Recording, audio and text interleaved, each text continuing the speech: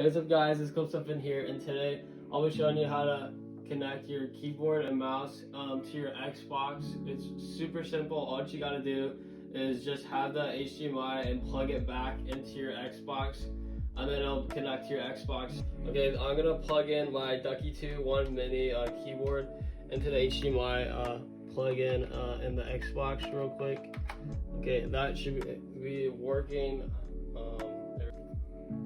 Alright, I just plugged in my keyboard to the back of the Xbox. There we go, the lights just turned on. It should be working. There we go, we got the list up here. See that? There we go. Press the Windows button, it goes there. Perfect, everything's working. Alright, next I'm gonna be bringing in my mouse. I'm gonna be putting it into the back of the HDMI slot in my Xbox. I'm gonna bring it right over here. I'm gonna put it into this one right here. And then we should have it connected. There we go, got it in. Okay, so I just plugged in this into the back of my Xbox in the HDMI slot. It's working perfectly.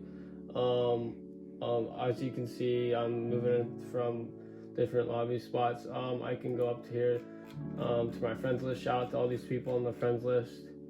I can go and play a game. Like I said, my keyboard's working perfectly. Keyboard and mouse is all perfectly synced up right now, so it's just like that. And if you want to go back to your Xbox platform or anything, just press the analog stick, move it around, press any button on the Xbox, and you're back onto Xbox platform, and then just move your mouse to go back to keyboard and mouse. It's just like that.